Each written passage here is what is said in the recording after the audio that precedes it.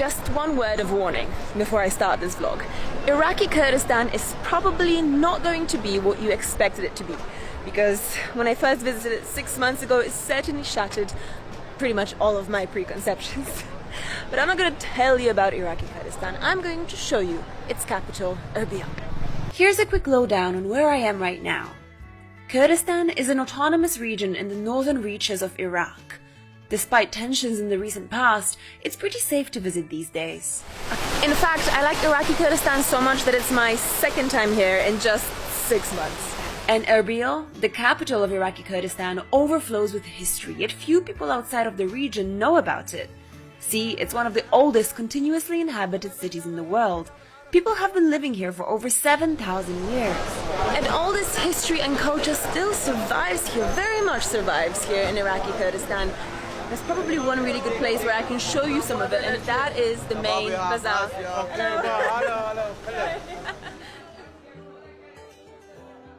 I have this theory about bazaars. I believe them to be the true and authentic gathering places for people and cultures. Anywhere in the world, the bazaar always seems to be the busiest and liveliest spot in the city, no? And here in Erbil, it's no different. See, on my very first visit to Erbil, I went past this little shop and I bought myself a pretty stunning cap and shawl right here. It's still one of my favorite items, probably one of the coolest things I own. Hi. How are you? Good, excellent. I still have my hat. Let's try this on. Alright, the traditional Kurdish cap. Good? How about this?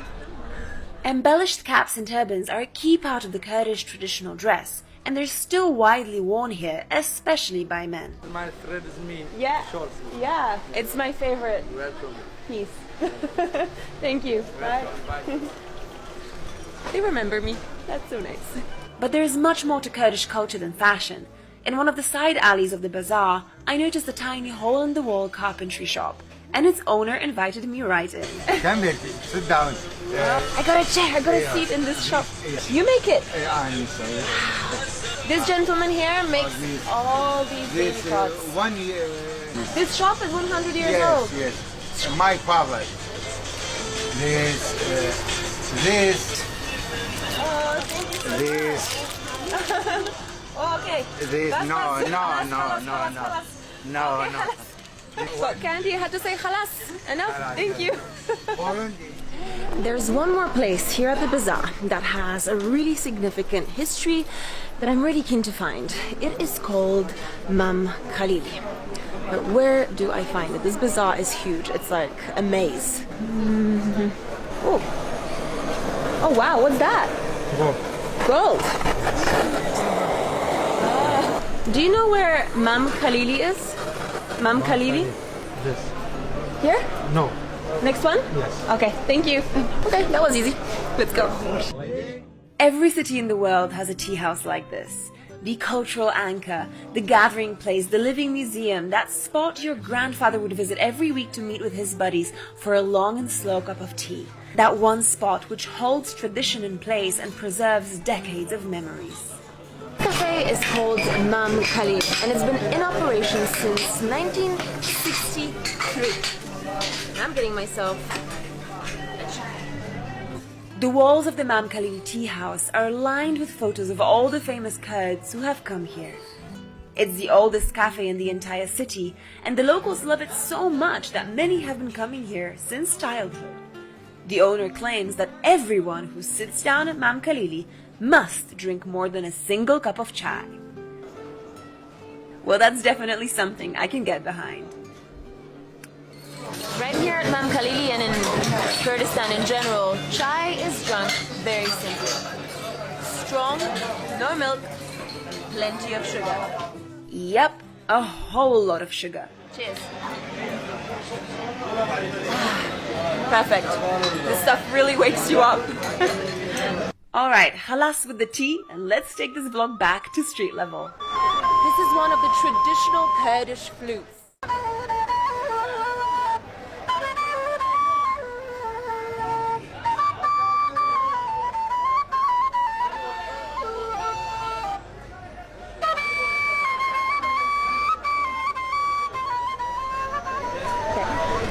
Bakir, Yes.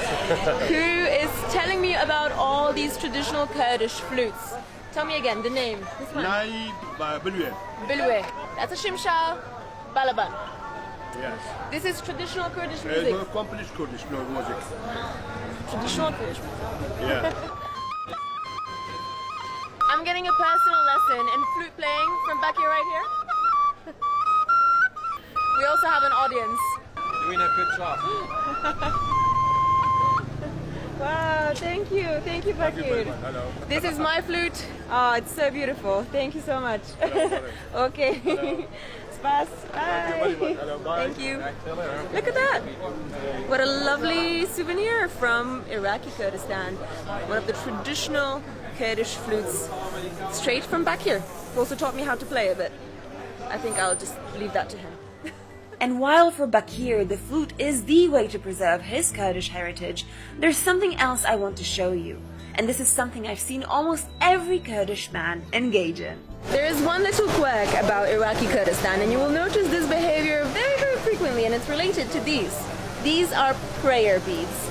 Now, a lot of older Kurdish gentlemen, more specifically, can be found playing with these beads the entire time, just fiddling with them, playing with them, just constantly in their hands, and nobody really knows where it comes from because it's not always related to prayer, let's put it that way. Some say that it's related to simply relieving stress.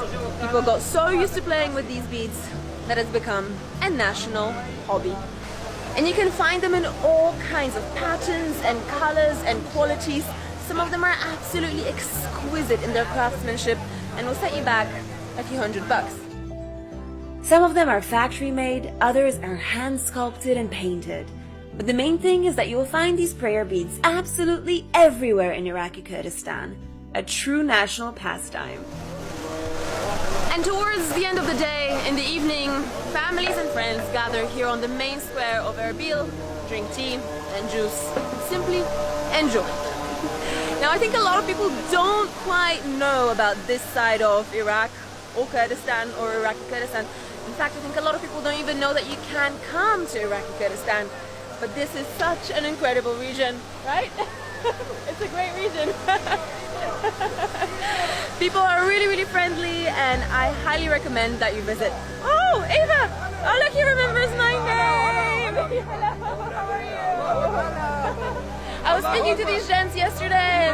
Good morning. Good morning, good afternoon, good evening. See, Iraqi Kurdistan, come here and see you in the next vlog. Shortly after filming this vlog, I learned from my local friends that Bakir, the flute maker, passed away in the meantime. I'd like to dedicate this vlog to his memory and to the hearts of all the people preserving Kurdish culture all around the world.